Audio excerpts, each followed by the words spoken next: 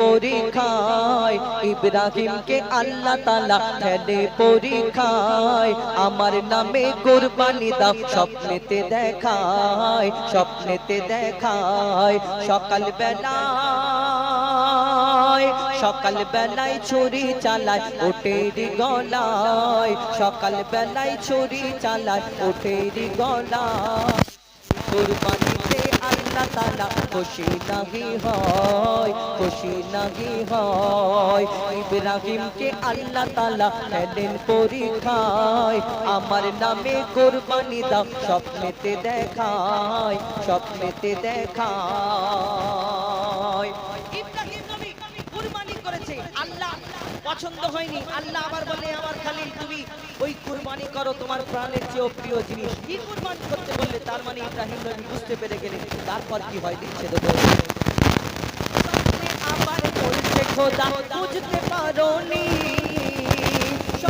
আবার বলছে খোদা বুঝতে পারোনি, তোমার প্রাণের চেয়েও প্রিয় জিনিস করো কুরবানি, তোমার প্রাণের চেয়েও প্রিয় জিনিস করো কুরবানি। খোদার ইশারা বুঝে নিল,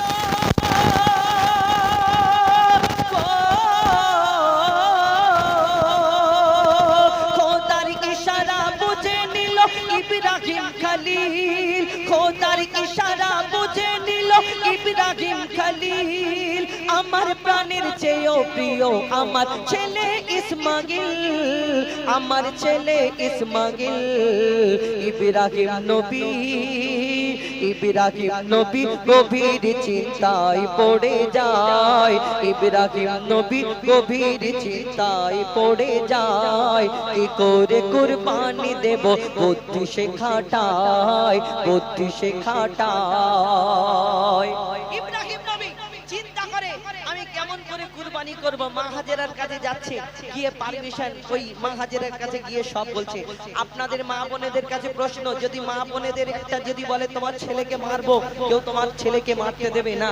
আঁচলের ভিতরে গিয়ে নিয়ে বলবে আমাকে যাও সাজা দোবার দাও, আমার ছেলেকে ছেড়ে দাও।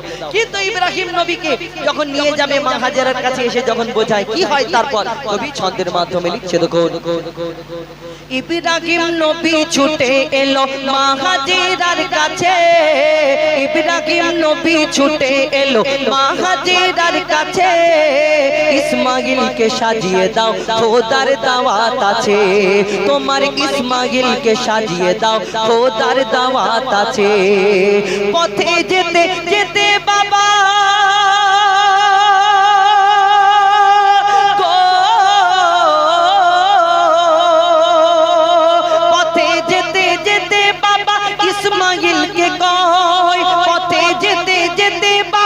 ইসমাইলকে কয় খোদার আদেশে ছুরি চালাবো তোমারি গলায়, বাবা তোমারি গলায়। ইসমাইল বলে এই কথা বলে ইব্রাহিম নবী কেঁদে ফেলে দেয়, এই কথা বলে ইব্রাহিম নবী কেঁদে ফেলে দেয়। ইসমাইল বলে শহীদ হব খোদার ইশারায়, খোদার ইশারায়। ইসমাইল নবী তারা করে আল্লাহ এমনি নবী করে পাঠায়নি।